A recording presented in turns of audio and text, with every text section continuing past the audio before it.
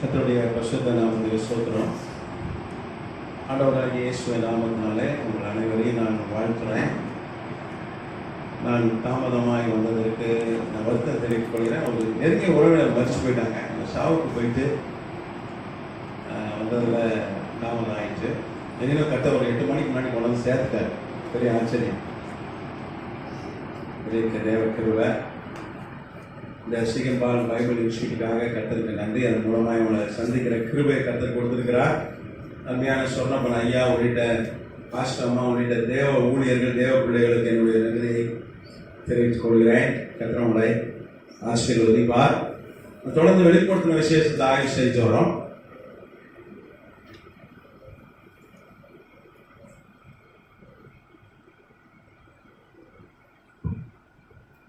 நூற்றி 44வது கிளாஸ் இல்லையா?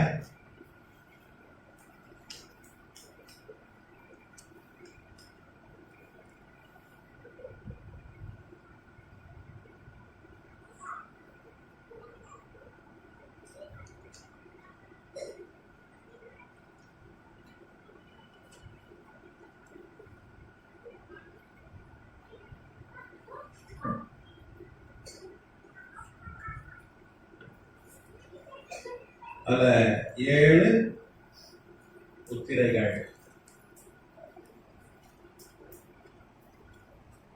7 seals. 4 முத்திரை பார்த்தோமா? 5வது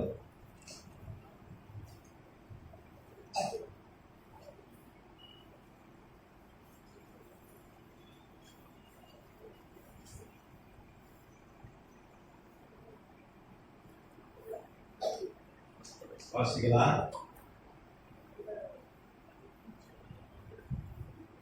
அவர் 5ஆம் முத்திரை உடைத்தபோது தேவ வசனத்தின் நிமித்தமும் தாங்கள் கொடுத்த சாட்சி நிமித்தமும் கொல்லப்பட்டவர்களுடைய ஆத்துமாக்களை பலிபீடத்தின் கீழே கண்டேன்.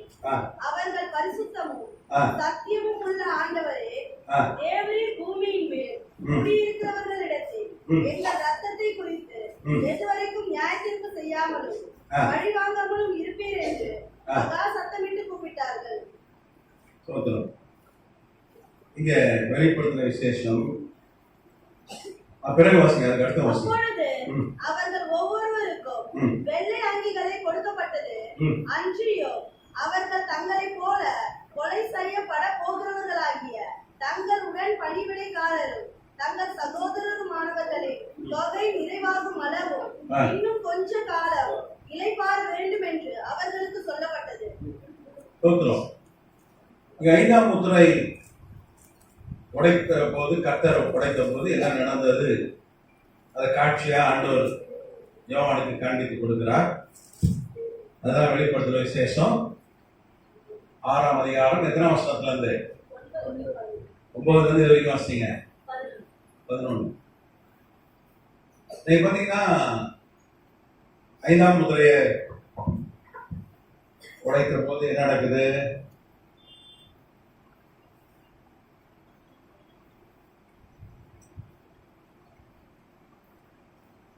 ஒரு பலிபீடத்தை பார்க்கலாம்.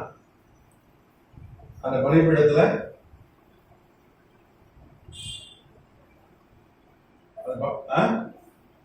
அந்த பலிபீடத்துல யார் இருக்கா?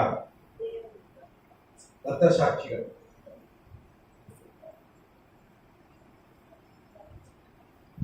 ரத்த சாட்சிகள்னா கர்த்தருக்காக மரிக்கிறவர்கள். ஆல்டர் மார்டீர்ஸ்.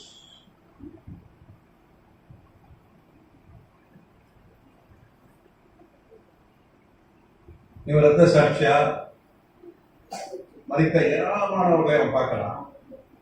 அவன் எதுக்கு ரத்த சாட்சியா எதுக்காக மரித்தார்கள்? வேத வசனத்தின் நிமித்தம். கர்த்தருக்கு சாட்சியா வாழ்ந்துப்படுறாங்க. அவங்க கொல்லப்படுறாங்க. அவங்க ஆத்துமாக்களை பார்க்கலாம்.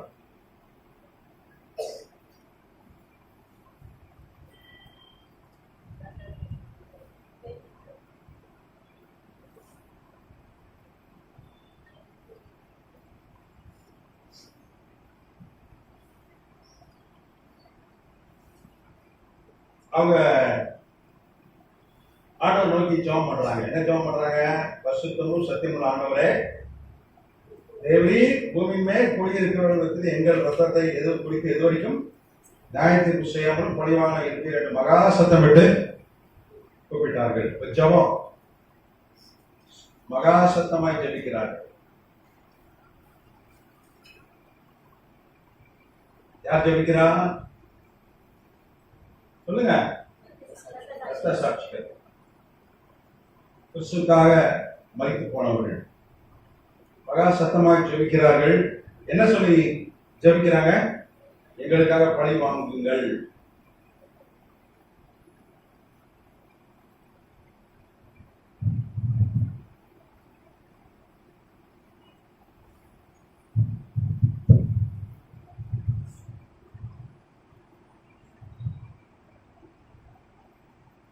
இதான் அவனுடைய ஜெபம். எது வரைக்கும் நீங்க பழி வாங்காம இருப்பீங்க அப்படின்னு சொல்லி ஜெபம். இப்ப 11ஆம் வசனம் சொல்லுது, ஒவ்வொருவருக்கும் ஆண்டவர் படுறாராம் வெள்ளை அங்கியை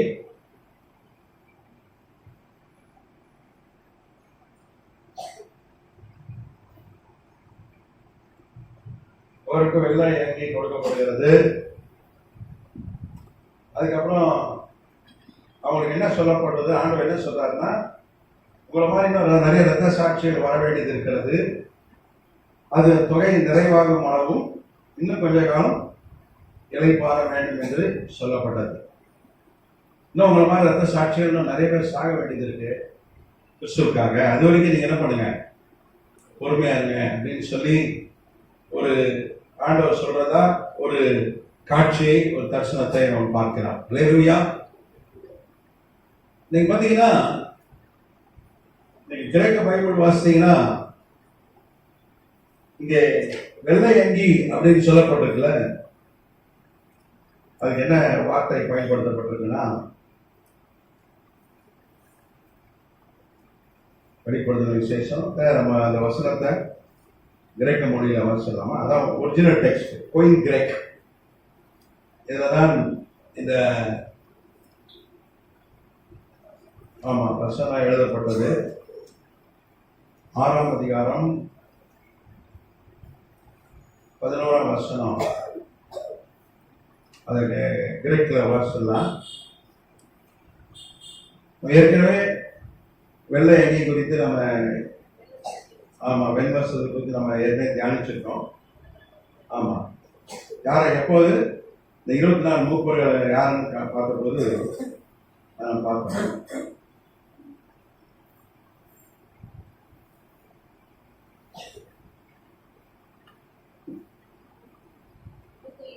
அதே வார்த்தை தான்.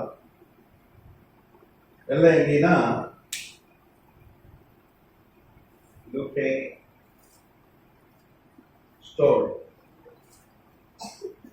ஸ்டோர்னா அங்கி. லூக்கே அப்படின்னா ஒரு பிரகாசமான, அப்படின்னா பிரகாசமான ஒளி வீசும். இதான் கரெக்ட். ஒளி வீசும் உடை. ஒயிட் டைம் தான், ஒயிட் கிடையாது. தமிழ் பைபிள் பார்த்தீங்கன்னா 1706 நமக்கு சீகர் பால் என்கிற மிஷினரி, ஜெர்மன் நாட்டை சார்ந்தவர். அவர் இந்தியாவுக்கு வந்தார். பெரிய பணக்கார வீட்டுக்குள்ள.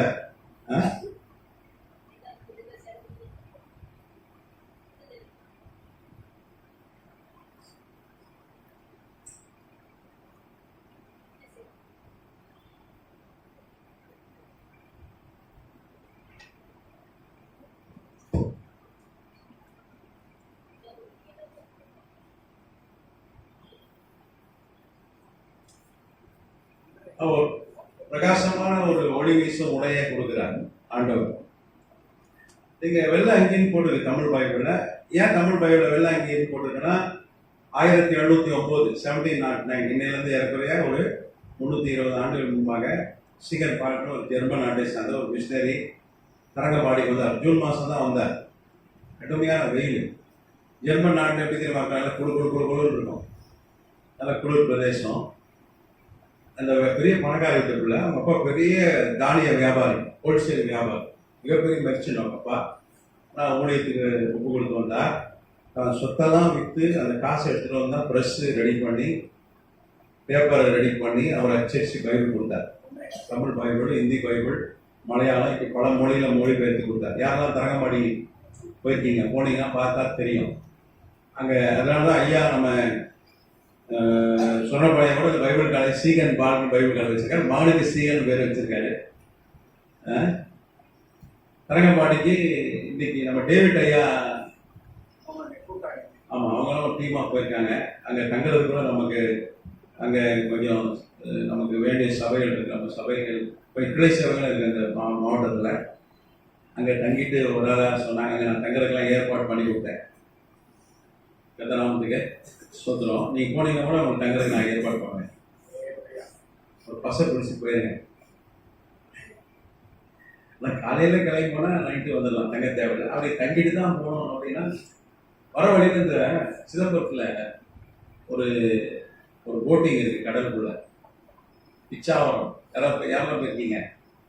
ஆசியாலே 2 தான் இருக்காது இங்கே இருக்கு சிதம்பரத்தில். கடலுக்குள்ளே காடு, கடலுக்குள்ளே காடு, மேங்க்ரோவ் ஃபாரஸ்ட் என்று சொல்ற நரிலாம் இருக்கும். ஆண்டவர் என்ன சொன்னார்? நீ கவலையா இருந்தா, மத்தேயர் என்ன சொன்னார்? உனக்கு கவலை இருந்தா என்ன பண்ணு? நம்ம கவலை இருந்தா நம்மளால மாடலாம். சில ஏன் குடிக்க கவலை எனக்கு குடிக்கிறாங்களா, வயசா போயிடலாம். சில கவலையா இருந்தா ஸ்ட்ரெஸ்ஸா இருக்கிறேன் அப்படின்ட்டு கொஞ்ச நேரம் ஏதாவது பார்க்கறான், ஏதாவது பண்றான், அது கவலை போகுது. ஆனா சொல்ல கவலையா இருந்தா நீ என்ன பண்ணு? போய் பறவையெல்லாம் பாரு, அவைகள் விதைப்பதில்லை, அறுப்பதில்லை, அதை நான் போசிக்கிறேன். அதே மாதிரி உடனே பறவை எங்க போய் பார்க்கறது? செல்போன் டவர் வச்சு எல்லாத்தையும் ஒழிச்சுக்கிட்டானுல்ல. பறவை பார்க்கணும், கொஞ்சம் வெளியே போய் தான் ஆகணும். கொஞ்சம் தூரம் கொஞ்சம் வெளியே போய் தான் முடியும். காக்காவோட காணன்றாங்க சில இடங்கள்லாம். செல்போன் டவர் வந்தது சிட்டுக்குருவி அது காணாம போச்சு சென்னை மாநகரில். இப்போ காக்காவும் இல்லை. என் சொந்தக்காரர் உறவினர் ஃபோன் பண்ணுறாரு, ஐயா அவன் என் உறவினர் ஃபோன் பண்ணிருக்காரு, அவரும் சென்னையில் தான் இருக்காரு. உங்கள் வீட்டு பக்கத்தில் காக்கா இருக்கான? ஏன் என் வீட்டு பக்கத்தில் காக்காலாம் காணும் அப்படின்னாரு. அந்த செல்போன் ரேடியேஷனில் எல்லா பறவைகளும் ஓடிடுது. எத்தனாமத்துக்கு சொத்துறோம். பறவை பார்க்கனா சென்னையை விட்டு கொஞ்சம் வெளியே போனாலையா பறவைய, அதில் பிச்சாவரத்தை அப்படியே பார்த்துட்டு இந்த பறவைகள்லாம் நல்லா இருக்காங்க, போய் பார்த்துட்டு வாங்கினேன். இங்கே ஒரே தூசி, ஏற்கனவே தூசி, வண்டி புகை, அதுபோக இந்த மெட்ரோ ரயில் போடுறதுனால இன்னும் கொஞ்சம் நமக்கு தூசி. இதெல்லாம் எங்கே போகுது? டஸ்ட்லாம் மூக்குள்ள, வாய்க்குள்ள, உடம்புக்குள்ள போய் என்ன வருது? டஸ்ட் அலர்ஜி ஆகுது, அதனால தீங்கி வருது. இதுதானே போயிட்டு தான் வாங்கலாம். அப்படியே தரங்கம்பாடி போயிட்டு ஆண்டவர் ஒரு வாரத்தில் ஒரு நாள் ஓய்வு எடுக்க சொன்னாரா இல்லையா? கழுதை கூட ரெஸ்ட் கொடுங்க உண்டா இல்லையா? ஒரு லீவை எடுத்துட்டு போயிட்டு வாங்க. அப்படியே தரங்கம்பாடி போய் ஜோம் பண்ணிட்டு அங்கதான் ஸ்ரீகன் பால் கையை கடை இருக்கு. சொத்தெல்லாம் வித்துட்டு நமக்கு அவ்வளோ தியாகம் பண்ணதுனால இன்னைக்கு தமிழ் பைபிள் கிடைச்சிருக்கு. கத்தநாமத்துக்கு சொத்துறோம். யோசிச்சு பாருங்க, ஒரு லெட்டர் போட்டால் 8 மாதம் ஆகும் ஜெர்மனிலேருந்து இங்கே வர்றதுக்கு. அவள் பிரயாணம் 8 மாதம். வெயில் காலத்தில் நமக்கே தாங்க முடியலையா வெயில்? இங்கேயே பிறந்து விளந்த ஆட்கள் நம்ம, அப்படிதானே? நம்ம என்னைக்கு ஐஸ் கட்டியை பார்த்தோம்? ஃப்ரிட்ஜில் தான் ஐஸ் கட்டியை பார்த்துருக்கோம், அப்படிதானே? ஆனால் ஜெர்மனி நாடு பனி பொழிகிற ஒரு நாடு. அவன் ஜூன் மாதம் வந்தால் உடம்புல அப்படியே தக்காளி பழம் மாதிரி ஆயிடுச்சு. இந்த சன் ஸ்ட்ரோக், சன் எல்லாம் செத்து போயிடுவான்னு நினைச்சாங்க. இவரை ஓடிடுனாங்க, எப்போ ஓடிடு. ஆனால் இல்லை, அவங்க அப்பாவுக்கு கடிதம் போட்டார், எனக்கு சேர வேண்டிய பாகத்தெல்லாம் எனக்கு வித்து கொடுத்துருங்கப்பா, நான் பைபிள் அச்சடிக்க போறேன். அவ்வளோ தியாகம் பண்ணி தான் நீ தமிழ் பைபிள். ஆனால் அன்னைக்கு அவருக்கு ஆங்கிலம் தெரியும், தமிழ் கற்றுக்கிட்டார். மெய்யப்பன் ஒரு ஆள் இருந்தார், அவருக்கு ஆங்கிலம் தெரியும், தமிழும் தெரியும். அவர் தான் அப்புறம் ஆரோன்னு அவருக்கு ஞானசானம் கொடுத்தாங்க. அவர் தான் முதல் அவர் ரட்சிக்கப்பட்ட கிறிஸ்தவர் ஆரோன். அப்போ அந்த மெய்யப்பன் ஆரோன் தான் மொழிபெயர்த்தார். அன்னைக்கு அவர் கொண்டது கிங் ஜேம்ஸ் வெர்ஷன் என்கிற பைபிள். கிங் ஜேம்ஸ் வெர்ஷன் பார்த்தீங்கன்னா 1611. முதல் இங்கிலீஷ் பைபிள் பார்த்தீங்கன்னா 1525 கிபியில் ஏடியில் வில்லியம் டிண்டேல் ஒரு ஆளை, ஒரு ஊழியக்காரன் எழுப்பினார். கர்த்தர் ஒரு பிரிட்டிஷ் இங்கிலீஷ் மிஷனரி.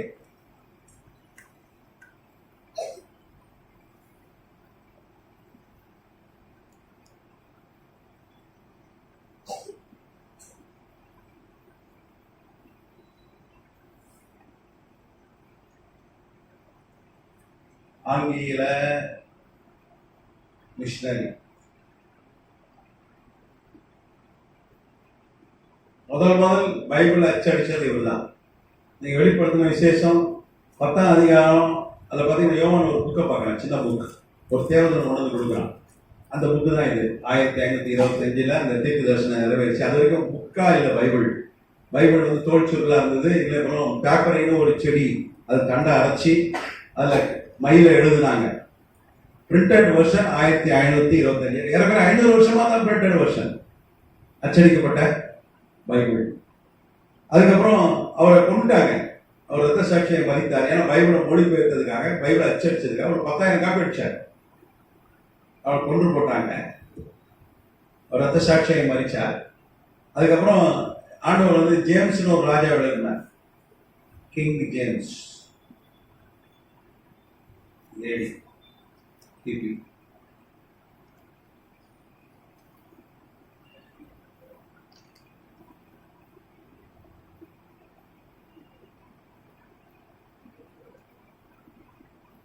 ஆங்கில பைபிள்.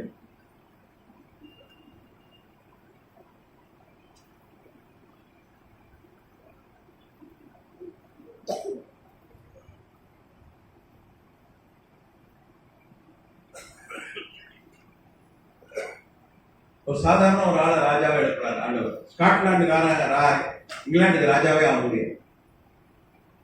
எப்படி நம்ம பாண்டிச்சேரி எம்பி இந்தியாவுக்கு பிரைம் மினிஸ்டர் ஆக முடியுமா? அவங்க தமிழ்நாட்டு எம்பி ஆக முடியாதுயா. இங்க ஏறக்குறைய 40 பேர் இருக்கான் பாண்டிச்சேரி சார். இவனே ஆக முடியாது. அந்த ஹிந்தி பெல்ட்ல யூபி, மகாராஷ்டிரா, குஜராத் அப்படிதான் ஆகிறாங்க. அப்படிதானே? அதே மாதிரி அங்க ஸ்காட்லாண்ட்ல இருந்து ஒரு ஆட்சியாளரே வர முடியாது. இன்னைக்கு வரைக்கும் கூட நீங்க பாத்தீங்கன்னா ஸ்காட்லாண்ட்ல இருந்து ஒரு ஆள் வர்றது கஷ்டம். ஆனால் ஸ்காட்லாண்டை சார்ந்த ஒரு சாதாரண ஆளை கத்தர் எடுக்கணும். அவன் இங்கிலாந்து, ஸ்காட்லாந்து, அயர்லாந்து, கிரேட் பிரிட்டனை ஆட்சி செய்தாங்க. அவன் தான் 1611 இந்த இங்கிலீஷ் பைபிள் லட்சக்கணக்கில் அச்சடிச்சு உடம்பு ஃபுல்லாக கொடுத்தான். எத்தனாமத்துக்கு ஒரு அரசனை கத்தர் எடுக்கணும். அந்த பைபிள் அதுதான் எனக்கு தெரிஞ்சு ரொம்ப காலம் king James version English Bible தான் நம்மகிட்ட இருந்தது. இப்போ நிறைய டிரான்ஸ்லேஷன் வந்து விட்டது. இப்போ இன்டர்நெட், ஆன்லைனு நிறைய ஆப்லாம் வந்து பைபிள் ஆப் வந்ததுனால நம்ம நிறைய டிரான்ஸ்லேஷன் நமக்கு தெரியுது. NASBன்னு ஒரு டிரான்ஸ்லேஷன் அமெரிக்காவில் நிறைய வச்சுருப்பாங்க. பொதுவாக கிங் ஜேம்ஸ் வெர்ஷன் தான். இப்போ இங்கிலீஷ் சர்வீஸ்லேயோ அவங்க பிரசங்கம் பண்ணுறவங்கன்னா அந்த பைபிள் தான் வச்சுருப்பாங்க. நான் கூட ஆங்கில ஆராதனை பிரசங்கிக்கும் போது கிங் ஜேம்ஸ் வெர்ஷன் பைபிள் தான் கொண்டு போவேன். பொதுவாக எல்லாருக்கும் இருக்குது அந்த பைபிள் தான். அந்த பைபிள் தான் அவர் எடுத்துகிட்டு வந்தார். சீகன் பால் கையை எடுத்துகிட்டு வந்து மொழிபெயர்த்தார். அதில் ஒயிட் ரோபன் இருக்கு, அதனால வெள்ளை அங்கேன்னு இவங்க போட்டாங்க. ஆனால் கிரீக் அன்னைக்கு கிரேக்க மொழி குறித்து ஞாபகம் இல்லை, அறிவு கிடையாது. ஆனால் எப்போ எபிரேய கிரேக்க கற்றுக்கொண்ட 2004க்கு பிறகுதான். அது மாதிரி கற்றுக் கொடுக்க வாத்தியானம் இல்லை. நான் ஆன்லைனில் தான் கற்றுக்கொண்டேன். 2004 கத்தர் எனக்கு ஒரு கம்ப்யூட்டர் கொடுத்தாரு. நான் கம்ப்யூட்டர் வாங்கும்போது 50,000 ரூபா ஒரு பிசி. இந்த காலத்தில் 25 வருஷம் முன்னாடி பண்ணிக்கிறேன். 2004 22 வருஷத்துக்கு முன்னாடி, 22 வருஷத்துக்கு முன்னாடி 50,000 ரூபா. அன்னைக்கு ஓயாமாரில் ஒரு பிளாட்டும் 50,000 தான். அசண்டாஸ் பக்கத்தில் இரவு மாடு கட்டி வச்சிருந்தான். 50,000 ரூபாய் பிளாட் தரேன்னா நான் தான் வாங்க மாட்டேன். இரவு மாடு சாணி இருக்கு. இன்னைக்கு 10 கோடி ரூபா. அது அந்த கம்ப்யூட்டர் வாங்குறதுலாம் அந்த பிளாட்டை வாங்கி தான் இன்னைக்கு எனக்கு 10 கோடி. ஆனால் அந்த கம்ப்யூட்டர்னால நான் என்ன பண்ணேன், கிரேக்க மொழி கற்றுக்கொண்டேன். அன்னைக்கு ஹீப்ரூ யூனிவர்சிட்டியில் நடத்துகிற ஆன்லைன் வகுப்புலாம் கற்றுக்கொண்டேன். லேர்னிங். அந்த காலத்தில் இன்டர்நெட் ஸ்பீட் எவ்வளோ தெரியுமா? 512 kbps. 1/2 GB கூட கிடையாது. இன்னைக்கு எத்தனை ஜிபி? 100-150 ஜிபிலாம் இன்டர்நெட்ல கனெக்ஷன் தரலாம். ஏர்டெல் எல்லாம் இன்னைக்கு அதோட ஒரு 500 மடங்கு தரலாம். 7Gலாம் வந்துட்டாரு. 1000 மடங்குலாம் வந்து ஸ்பீட். ஆனால் அன்னைக்கு பெருமையாக டாட்டா தான் முதல் படம் தான். ராக்கெட் வேகத்தில் இன்டர்நெட்னு சொல்லி விளம்பரம் பண்ணா. 512 kbps அவர் கனெக்ஷன் வாங்கினேன். அதை வச்சு தான் படித்தேன். கதராமத்துக்கு சுதந்திரம். அப்போ இப்போதான் சைபத்தில் தான் கொஞ்சம் கிரேக்கம், எபிரேயம் உடைய அறிவு நமக்கு இருக்கிறது. நீங்க பாத்தீங்கன்னா 1900 முன்னாடி வரைக்கும் ஹீப்ரு மொழி இல்லை. சியோன் இயக்கம் ஒரு இயக்கம் ஆரம்பித்தார்கள். அந்த இயக்கம் தான் இஸ்ரேல் தேசமா மாறிச்சு. அது தெரியுமா உங்களுக்கு? உலகத்தில் இருக்க அத்தனை யூதர்களும் சேர்ந்து ஜெயன் மூமெண்ட், ஜெயனிசம் ஒன்று ஆரம்பித்தார்கள் 1900ல. அந்த இயக்கம் தான் இஸ்ரேல் தேசமா மாறிச்சு. ஏன்னா இஸ்ரேல் தேசம் 722 கிமுல 722 பிசியில் அழிஞ்சு போச்சு, இல்லாமல் போய்விட்டது. நாம இப்போ நீதிமொழிகள் வகுப்பு எடுத்த பாருங்க, அதை ஆகூர் ஒரு ஆளை கொடுத்து அவனா இஸ்ரேல் தேசம் அழிந்து போன பிறகு அவன் வட அரேபியால குடியேறினவன், அவனை குறித்து நம்ம ஆய்வுலாம் செஞ்சோம். ஞாபகம் இருக்கா? ஆகூர்னு ஒரு ஊர் இருக்கு. எங்க இருக்கு தெரியுமா? மந்தவாசிக்கு போறீங்களா? சாஞ்சிபுரம் வழியா ஆகூர் இருக்கு. 2008ல கர்த்தர் எங்களுக்கு ஒரு கான்கிரீட் சபை, பில்டிங் சபை கொடுத்தாருங்க. ஒரு கான்கிரீட் பில்டிங் கட்ட, ஒரு இடத்துல கான்கிரீட் பில்டிங் கட்ட, சபை கட்ட கர்த்தர் உதவி செய்தார். அது பேர் ஆகூர். எனக்கெல்லாம் தெரிஞ்சது அந்த ஆகூர் தான். ஆனா ஆண்டவர் இந்த ஆகூரை நமக்கு காண்பித்து கொடுத்தார், கர்த்தர் வெளிப்படுத்தி கொடுத்தார். கர்த்தர் நாமத்துக்கு சொத்துனோம். அதனாலதான் வெள்ளை அங்கின்னு அவ்வளவுதான் நமக்கு நாலேஜ், அவ்வளவுதான் நமக்கு தெரியும். அது பாருங்க 1706 1706 எவ்வளவு 300 எத்தனை வருஷம்? 320 வருஷம் முன்னாடி. கரண்டே கிடையாது. அப்பனா கரண்ட் இல்லாத காலத்துல அவர் வந்து என்ன பண்ணார் யோசிச்சு பாருங்க. பயங்கரமா வெயில் அடிக்கும் நாகை மாவட்டம்லாம். அந்த அவ்வளவு தியாகம் பண்ணி இன்னைக்கெல்லாம் ஒரு ஏசி இல்லைன்னா என்ன பண்றாங்க? டென்ஷன் ஆயிடுறாங்க. அப்படிதானே? ஏசி ரூம் போடலன்னா கோச்சிட்டு போயிடுறாங்க சில ஊழியக்காரங்களாம். அதையும் அவனுக்கு மீட்டிங் கூப்பிட்டு ஒரு ஊழியக்காரர் அப்படிதான் ரூம் கொடுத்தாங்க, ஏசி அதில் வேலை செய்யல. அவன் புக் பண்ணாங்க, ஏசி வேலை செய்யல. மறுநாள் சாயங்காலம் முதல் நாள் பிரசங்கம் பண்ணிட்டாரு, நைட் தங்கினாரு, ஏசி வேலை செய்யல. மறுநாள் பிரசங்க காணும், 3 நாள் மீட்டிங்ல காணும். ரூம்ல போனோம், அவர் காலையும் போயிட்டார். போன் பண்ண எடுக்கல. 2 நாள் மீட்டிங் வரமாட்டேன்ட்டார். எதுனா ஏசி ஓடல, அவ்வளவுதான். ஒரு சுவிசேஷகர் ரூம்ல ஏசி இல்லைன்னு கோச்சிக்கிட்டு போயிட்டார். இப்ப நாங்க ஐயாலாம் இங்க போனோம். எங்க போனோம்? அந்த மேல்மருவத்தூர் போனோம். அங்க ஒரு புது பைபிள் இன்ஸ்டியூட், அங்க ஒரு நம்ம ஐயா ஒருத்தர் இருக்காங்க, என்னுடைய ஸ்டூடெண்ட்டு, என்கிட்ட ஆர்டினேஷன் வாங்கினவர். அவர் நானும் ஆழமாக ஒரு பைபிள், ஏன்னா அந்த மேல்மருவத்தூர்ல தான் ஸ்டார்ட் பண்ணணும். கரெக்டா? எங்களுக்கு ஒரு ஆசை. ஏன்னா அங்க ஒரு பைபிள் காலேஜ் கூட கிடையாது. உங்களுக்கு தெரியாது எப்பேற்பட்ட இடம் தெரியும். கோட்டை, அது யாருடைய கோட்டை? பலவானுடைய கோட்டை. ஆமா, லட்சமாய் மக்கள் வெளியில. ரயில்வே ஸ்டேஷன் இருக்குங்க, ட்ரெயின் நிற்கும் அந்த ரயில்வே ஸ்டேஷனுக்கு. நீங்க போனீங்கன்னா தெரியும், எங்க பார்த்தாலும் ஒரே கலர்ல இருப்பாங்க, செவ்வாடை சிவப்பு கலர்ல. ஆமா, அந்த இடத்துல ஒரு பைபிள் காலேஜ் 2001ல இருந்து முயற்சி பண்ணி ஜோம் பண்ணி ஒரு பைபிள் இன்ஸ்டியூட்டுக்கு ஆர்டினேஷன் துவக்கம். அவர் கூட பைபிள் இன்ஸ்டியூட்னா நான் 20 ஆட்களை சேர்த்து வச்சிருக்கேன். நான் அதுக்கு மேல யாரையும் கூட மாட்டேன். எங்க சர்ச்சை கட்டுறாரு, ஒரு கட்டடம் கட்டுறாரு, அதுக்கு வெளியே கால் எடுத்து அதில் தான் நான் என்ன பண்ண போறேன், வைக்க போறேன். நாங்க போனோம், நானும் ஐயாவும் போனோம், சொன்ன பையாவும் இங்கிருந்து பைக்கில போனோம். ஏன்னா கார் எடுக்க முடியல, அங்க காவை உடைச்சி விட்டதுனால கார் எடுக்க முடியல. நாங்க போகும்போதே மழை. அப்புறம் நாங்க போகும்போது ஒரு தொடர்ந்து ஒரு 1.5 மணி நேரம் 2 மணி நேரம் மழை. அங்க போனாங்க மழை. அந்த அவுட்டோர்ல எங்களால மீட்டிங் நடத்த முடியல. அங்க கட்டடம் கட்டி கொண்டு வந்தாங்க, ஃபுல்லா மண்ணு, செங்கல், கல்லு, பூசலை. ஆனா அதுக்குள்ளதான் நடத்தணும். ஆக்சுவலா அது பைபிள் காலேஜ் இனாகரேஷன். அது கூட கொஞ்சம் ஒரு பட்டம் அடித்து சேர்த்துக்கிட்டோம். ஆர்டினேஷன் தான் சேர்த்துக்கிட்டோம். ஆனா கர்த்தரோட மகிமை இருந்தது, அவருடைய அபிஷேகம் இருந்தது. அதுதான் ரொம்ப முக்கியமான அங்கீகாரம். இடம் ரொம்ப பிரமாதமா இருந்து கர்த்தருடைய அபிஷேகம் இல்லைன்னா என்ன பிரயோஜனம்? நல்லா சில இடங்கள் போயிருக்கேன், பெரிய கூட்டம் இருக்கும், பயங்கரமா இருக்கும், ஆம்பியன்ஸ் எல்லாம், சர்ச்சை அப்படி பந்தவா இருக்கும். ஆனா கர்த்தர் அங்க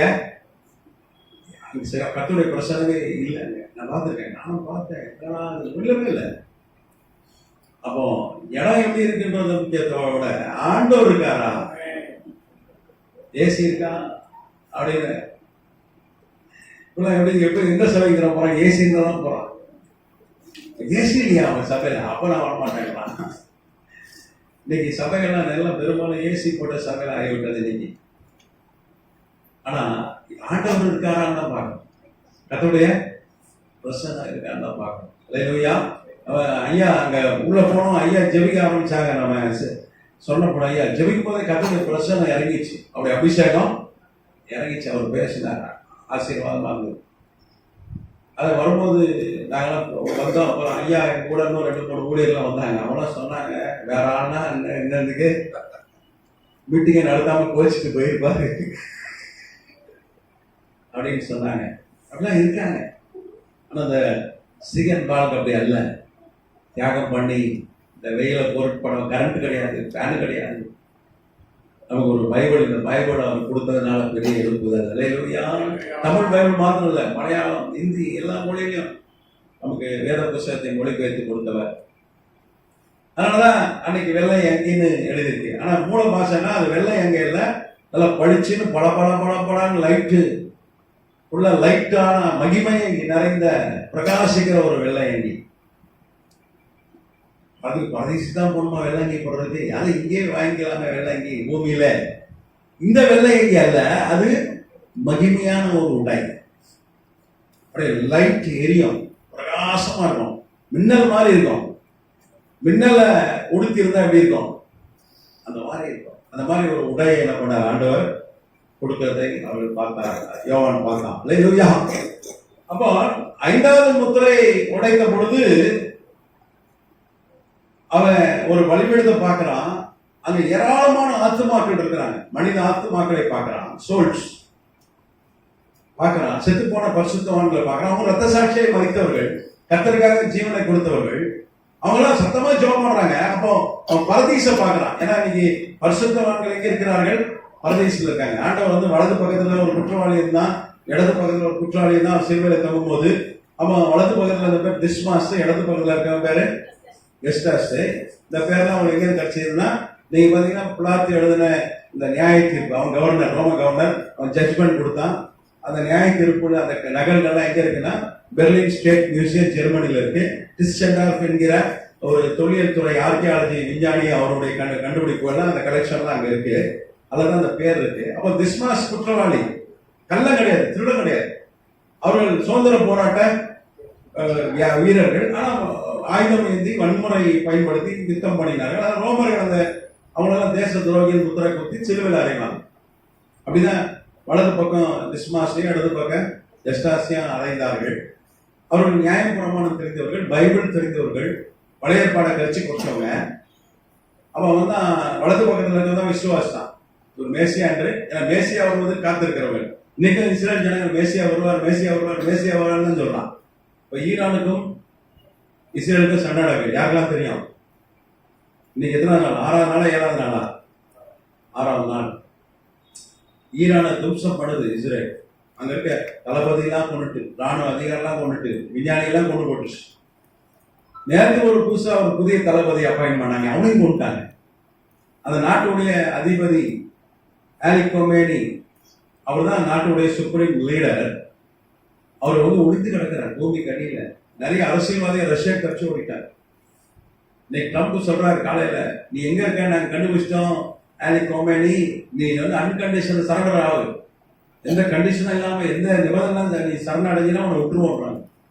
அவங்க நாட்டுக்குள்ளே பயந்து நடுங்கி கொண்டிருக்கிறார்கள். பெரிய போர் நடக்குது.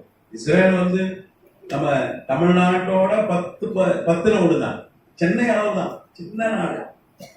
ஆனா எசேக்கியேல் 38ஆம் அதிகாரம் தீர்க்க தரிசனம், எசேக்கியேல் 39 தீர்க்க தரிசனம், அந்த பெர்சியான் இருக்கும், ஈரானுக்கு பெர்சியான் இருக்கும். அந்த தீர்க்க தரிசனம் நிறைவேறுதல் தான் இன்னைக்கு நடந்து கொண்டிருக்கிறது. கர்த்தநாமத்துக்கு சொந்த நம்ம ஏற்கனவே ஆய்வு செஞ்சிருக்கோம்னு நினைக்கிறேன். இந்த எசேக்கியேல் 38, 39 முன்னாடி வா. எசேக்கியேல் 38, 39 நம்ம ஏற்கனவே ஆய்வு செஞ்சிருக்கிறோம். சரியா? அப்போ அந்த போர் குறித்து ஏற்கனவே பைபிள்ல முன்னறிவிக்கப்பட்டிருக்கிறது. பைபிள்ல சொல்லப்பட்ட தீர்க்க தரிசனம் தான் இன்னைக்கு போர் நடந்து கொண்டிருக்கிறது. கர்த்தநாமத்துக்கு ஸ்தோத்திரம். அதுக்காக நம்ம ஜெபம் பண்ணாங்க, தேசத்துக்கு இடையே சமாதானம் வரணும். இல்லைன்னா நமக்கு பெட்ரோல் டீசல் விலை தான் ஏறிடும். சண்டை தொடர்ந்ததுன்னா பெட்ரோல் டீசல் விலை ஏறிடும், பயங்கரமா ஏறிடும்.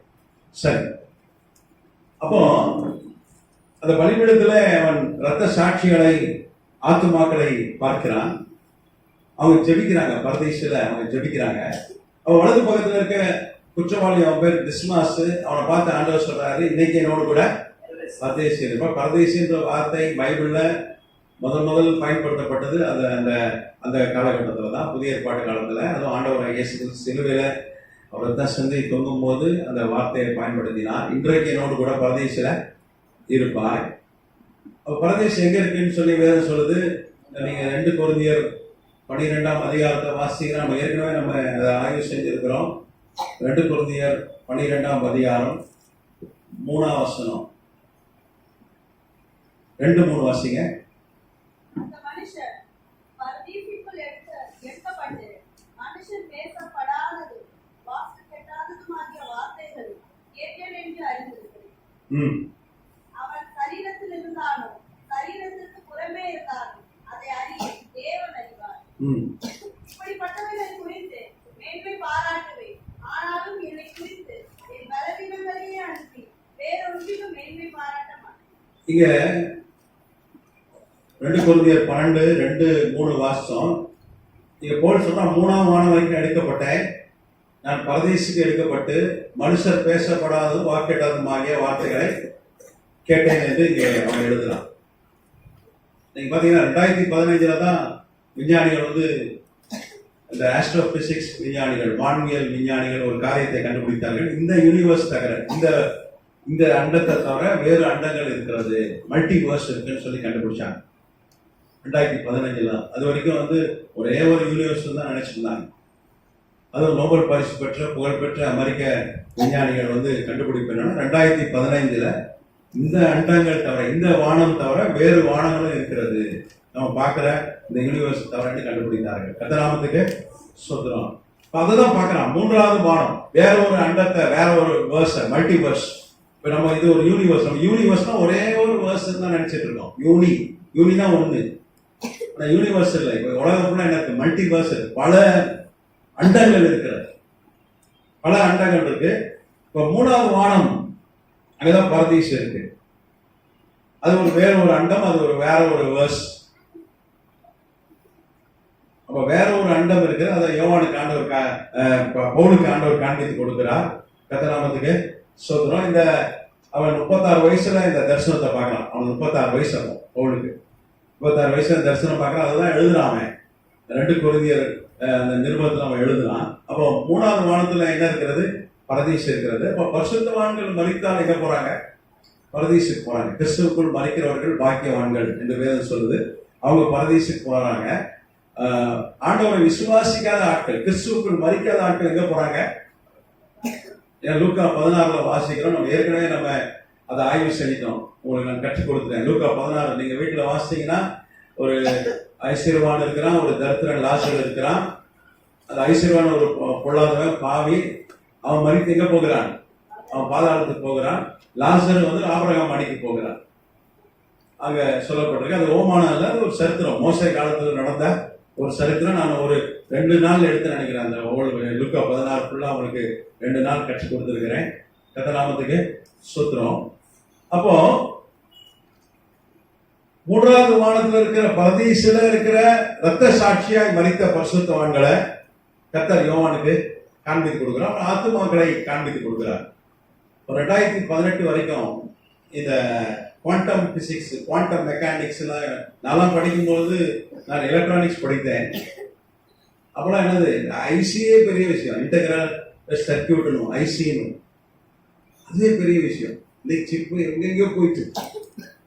நான் டிரான்சிஸ்டர் தான் அந்த காலத்துல தான். டிரான்சிஸ்டர் ஒரு காலத்துல பெரிய பாட்டில் இருக்கும், வால்வ் என்று ஒரு ரேடியோ பார்த்தீங்கன்னா இவ்வளவு பெருசு இருக்கும். அது ஒருத்த மேல ஒரு குடும்பத்து மேல தான் குடும்பம் சேர்த்துரும். ஆமா, அவ்வளவு பெருசா இருக்கும். ஏன்னா ஃபுல்லா பாட்டில் வால்வ் இருக்கும். அப்புறம் சின்னதாச்சு, டிரான்சிஸ்டர் வந்துச்சு. அதுக்கப்புறம் நான் படித்த காலத்துல ஐசியூ, அது இன்டெகிரல் சர்க்கியூட் ஒன்று, எல்லாம் சின்னதாக ஆயிடுச்சு. இப்போ சிப் ஆகி போச்சு, சின்ன சிப் ஆயிடுச்சு. கொஞ்சம் வளர்ந்துட்டே இருக்கு. நான் படிச்சதெல்லாம் ஒரு முறையும் கிடையாது. எல்கேஜி யூகேஜி படிக்கிற பிள்ளையோட சிரிக்கும். நான் படிச்சதை காமிச்சேன்னா, இதெல்லாம் படிச்சியா நீ? Electronic communication. நாங்கள் படிக்கிற காலத்தில் ஒரு கம்ப்யூட்டர் கூட கிடையாது. கம்ப்யூட்டர் கூட எங்களுக்கு காட்டல. இன்றைக்கு எல்கேஜி பிள்ளை என்ன பண்ணுது? வீட்டுல ஸ்கூலுக்கு போறப்ப கம்ப்யூட்டர்ல விளையாண்டு தான் போகுது. என் மகனா 2 வயசு நான் ஒரு ஒரு ஹோம் பிசி வாங்கும்போது சொன்னேன் 50,000 அவன் அதில் தான் உட்காந்து விளையாடுவான். 2 வயசு மகன் இப்போ 2004 இன்னைக்கு அவன் பிஹெச்டி படிச்சுட்டு இருக்கான். இன்னைக்கு அவனுக்கு 23 வயசு ஆயிடுச்சு. அப்போ எப்படி இருக்கு பாருங்க, நாங்க படிக்கிறது ஒரு கம்ப்யூட்டர் எங்களுக்கு போட்டோல தான் காட்டுவாங்க, இதான்ப்பா கம்ப்யூட்டர். அப்போ 2018 தான் இந்த குவாண்டம் மெக்கானிக்ஸ் குவாண்டம் பிசிக்ஸ் எல்லாம் ரொம்ப முன்னேறின காலம் 2018. அப்போ 2018 ராபர்ட் லான்சா அமெரிக்க, நான் ஏற்கனவே சொல்லியிருக்கேன், அமெரிக்க விஞ்ஞானி, நோபல் பரிசு பெற்ற விஞ்ஞானி ராபர்ட் லான்சா, புகழ்பெற்ற விஞ்ஞானி. அவரு ஒரு காரியத்தை கண்டுபிடித்தார். மனிதனுக்குள்ள ஆன்மா இருக்கு, அந்த ஆன்மா சாவதில்லை, அது சாவதில்லை.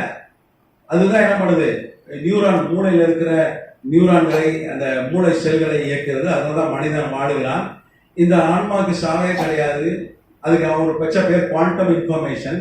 இது மனிதன் செத்துட்டானா இந்த ஆன்மா அவனை விட்டு போயிருது, வேறொரு அண்டத்தில் பிழைத்துக் கொள்கிறது, வேறொரு பர்ஸ். இப்போ இது ஒரு அண்டம், பூமி நம்ம பார்க்கிற சூரியன் சந்திரன் நட்சத்திரம் ஒரு அண்டம். வேறொரு அண்டம் இருக்கிறது, பல அண்டங்கள் இருக்கு. அதுல ஒரு அண்டத்துல போய் வேற மல்டிவர்ஸ்ல போய் என்ன பண்ணுது, இங்க கண்ணமோ அங்க முடிச்சுக்கிறான், அவனுக்கு சாவே இல்லை அப்படின்னு சொல்லி கண்டுபிடிச்சிருக்காங்க 2018 டாக்டர் ராபர்ட் லான்சா. நான் ஏற்கனவே ஒரு எழுதி போட்டிருக்கேன் நினைக்கிறேன். எழுதி போட்டிருக்கேன்னா 2வது கிளாஸ்ல எழுதி போட்டிருக்கேன். சரி, 2020 குவாண்டம் தியரி ஆஃப் கான்சைன்சஸ், அதாவது குவாண்டம் என்கிற மெக்கானிசம் வளர்ந்துட்டே இருக்கு. அது தமிழ்ல வந்து குவியம் நினைக்கிறேன். குவாண்டம்னா குவியமா? சரி, டிரான்ஸ்லேஷன் கரெக்டா? சரி, அப்போ ஆன்மா குவிய கோட்பாடு அப்படின்னு சொல்லிட்டு அமெரிக்க பிரிட்டிஷ் விஞ்ஞானிகள் சேர்ந்து சில காரியங்களை கண்டுபிடித்தார்கள். இந்த மல்டிவர்ஸ்ல போது இந்த ஆன்மாவை திரும்ப உயிரோடு பூமி கொண்டு வர முடியும் அப்படின்னு சொல்லி கண்டுபிடிச்சாங்க. இது விஞ்ஞானம். ஆனா வேதம் சொல்லுது விசுவாசிக்கிற மரித்தாலும் உழைப்பான். அப்போ நான் உயிரோடு எழுப்பேன். சயின்ஸ் தான், பைபிள் ஃபுல்லா சயின்ஸ். அன்னைக்கு 2000 வருஷத்துக்கு முன்னாடி யாருக்கும் தெரியாது. இப்பதான் தெரிஞ்சோ இதெல்லாம் சயின்ஸ் அப்படின்னு நமக்கு இப்பதான் தெரியுது. 2018 அப்புறம் தான் குவாண்டம் மெக்கானிக்ஸ் குவாண்டம் பிசிக்ஸ் எல்லாம் வளர்ந்துட்டதுனால நமக்கு தெரியும். அப்போ ஆன்மாக்கள் வந்து உண்டு என்று, மனிதனுக்குள்ள இருக்க ஆன்மா சாவதில்லை, அழிந்து போவதில்லை, அதை உயிரோடு திரும்ப கொண்டு வந்துட முடியும் அப்படின்னு விஞ்ஞானிகள் கண்டுபிடிச்சிருக்காங்க. அதுவும் நோபல் பரிசு பெற்ற விஞ்ஞானிகள். அப்ப இங்க கண்ண மூணா மனுஷன் எங்க கண்டுபிடிச்சிடறான், வேற ஒரு அண்டத்துல. அப்போ கிறிஸ்துவுக்குள் மறிக்கிறவன் இங்க தூங்கினானா, கண்ண மூணானா வேற எங்க முழிக்கிறான், 3வது மல்டிவர்ஸ், வேற ஒரு அண்டத்துல முழிக்கிறான். அதுதான் பரதீசி என்று வேதம் சொல்லுது. அந்த நாமத்துக்கு சொல்றப்ப பரதீசியை தான் பார்க்கிறான் யோவான். அங்கே கோடிக்கணக்கான ஆத்மாக்களை பார்க்கலாம். அவங்களாம் எப்படி பரதீசி வந்தாங்கன்னா, கர்த்தருக்காக ரத்த சாட்சியாய் மரித்து வந்தவர்கள். நீங்க வெளிப்படுத்தின விசேஷத்துல 2ஆம் அதிகாரம், வெளிப்படுத்தின விசேஷம் 2ஆம் அதிகாரம் 10ஆம் வசனம் பாத்தீங்கன்னா, வெளிப்படுத்தின விசேஷம் 2:10, நீ படப்போகிற பாடுகளை குறித்து எவ்வளவும் பயப்படாத, இதோ நீங்கள் சோதிக்கப்படும் பொருட்டாக பிசாசானவன் உங்களில் சிலரை காவலில் போடுவான், 10 நாள் உபத்திரப்படுவீர்கள், ஆகிலும் நீ மரணம் பரியந்த உண்மையாயிரு, அப்பொழுது ஜீவகிடத்தை உனக்கே தருவேன். இங்க பாருங்க, ஸ்மிர்னா சபை காலத்துல நம்ம ஸ்மிர்னா சபை 7 சபையெல்லாம் ஆய்வு செஞ்சிட்டோம். ரொம்ப பெரிய நிறைய வகுப்புகள் ஆய்வு செஞ்சோம். ஆய்வு செஞ்சோமா இல்லையா ஸ்மிர்னா சபை? இப்போ ஸ்மிர்னா சபை காலம்ன்றது பார்த்தீங்கன்னா கிபி 101 303 வரைக்கும், கரெக்டா? 303 AD வரைக்கும் அது ஸ்மிர்னா சபை காலம். அப்ப அந்த காலகட்டத்தில் வேதம் சொல்லுது 10 நாள் உபத்திரம் என்று இங்க வெளிப்படுத்தின விசேஷம் சொல்லப்பட்டிருக்கு. நீங்க பாத்தீங்கன்னா தீர்க்க தரிசன புஸ்தகத்துல குறிப்பா வெளிப்படுத்தின விசேஷம் தானியல் புஸ்தகம் பாத்தீங்கன்னா ஒரு நாள் வந்து ஒரு வருஷத்தை குறிக்கிறது. ஏன்னா அடையாளபூர்வமான தீர்க்க தரிசனங்கள். அப்ப இந்த 10 நாள் வந்து 10 வருஷத்தை குறிக்கிறது. இந்த 10 வருஷம் பெரிய பாடு உண்டாகும் ஸ்மிர்னா சபை காலத்துல அப்படின்னு சொல்லி ஆண்டவர் யோவானுக்கு வெளிப்படுத்துகிறார் தீர்க்க தரிசனமா. அதுதான் அவன் எழுதி வச்சிருக்கிறான். அப்போ இந்த ஸ்மிர்னா சபை காலத்துல நீங்க பாத்தீங்கன்னா அது குறிப்பா வந்து ரோம பேரரசர் டயக்ளேசியன் அவர் வந்து அவர் காலத்துல பாத்தீங்கன்னா 302 ஏடியில இருந்து 312 AD வரைக்கும், 303 ஏடியில இருந்து கிபி வரைக்கும் 10 வருஷம்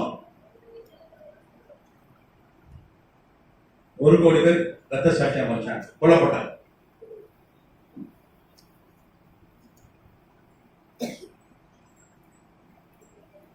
நீங்க உலக வரலாறு வாசிச்சு பார்த்தீங்கன்னா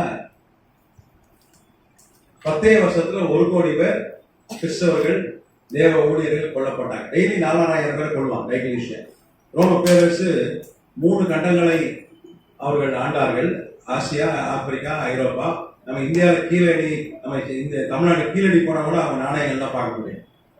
ஒரு காலத்துல ரோமர்கள் நம்மையே ஆட்சி செய்தார்கள். நம்ம பயன்படுத்துறது அவங்க கரன்சி தான். பிறகுதான் 16th செஞ்சுரியில தான் நீங்க பாத்தீங்கன்னா ஷெர்ஷான் ஒரு ராஜா, அவன் தான் வந்து ருபீஸ்ன்ற ஒரு ரூபா நோட்டை நமக்கு இந்தியாவுக்கு ஃபர்ஸ்ட் கொண்டாந்தான். ரூபா நோட்டுன்னு பாத்தீங்கன்னா 2150 கிமு 2150 பிசியிலே முதல் ஈராக்ல தான் அச்சடிச்சாங்க ஃபர்ஸ்ட் நோட்டு. ஷேக்கல் அது பேரு. உலகத்துக்கே கரன்சியை கொடுத்தது யாருன்னா ஈராக் தான். மெசபொட்டாமியா நாகரிகம் என்று நாம் படித்திருக்கிறோம். மெசபொட்டாமியா சிவிலைசேஷன், உலகத்தின் பழமையான சிவிலைசேஷன். அவங்க தான் ரொம்ப படித்தவர்களா இருந்தாங்க. ஈராக்கை சார்ந்தவர்கள். அவங்க தான் முதல் ரூபா நோட்டை ஷேக்கல். இன்னைக்கு ஷேக்கல் தான் இஸ்ரேலுடைய பணமா இருக்கு. 2150 அதெல்லாம் உங்களுக்கு நான் தெளிவாக எழுதி போட்டிருக்கேன். எந்த அரசன் அச்சடிச்சாலும் நான் உங்களுக்கு எழுதி போட்டிருக்கேனா இல்லையா? சரி, இல்லைன்னா நீங்க கேளுங்க, நான் பிறகு நான் உங்களுக்கு நோட்ஸ் தரேன். சரி, அப்போ ரோம பேரரசு உலகத்துல மிகப்பெரிய சாம்ராஜ்யமா ரொம்ப காலம் இருந்தது. அன்னைக்கு டயக்லீஷியன் ஒரு ராஜா தான். அவன் வந்து 10 வருஷத்துல 1 கோடி பேரை கொண்டு போட்டான். டெய்லி 4000-5000 பேரை கிறிஸ்தவர்களை கொண்டா, ஊழியர்களை கொண்டா, சபையை இடிச்சு போட்டான், பைபிள்லாம் எரிச்சு போட்டான். அததான் அவன் பார்க்கறான். அந்த ஆத்துமாக்கள் தான் 1 கோடி பேரை அவன் என்ன பண்றான், பரதேசில பார்க்கறான். சரி, நமக்கு டைம் ஆயிட்டு. இதோடைய தொடர்ச்சி என்ன பண்ணலாம் அடுத்த வகுப்புல. இந்த 5வது முத்திரையை நம்ம அந்த அடுத்த வகுப்புல பார்க்கலாம். நம்மளை ஆசீர்வதிப்பார்.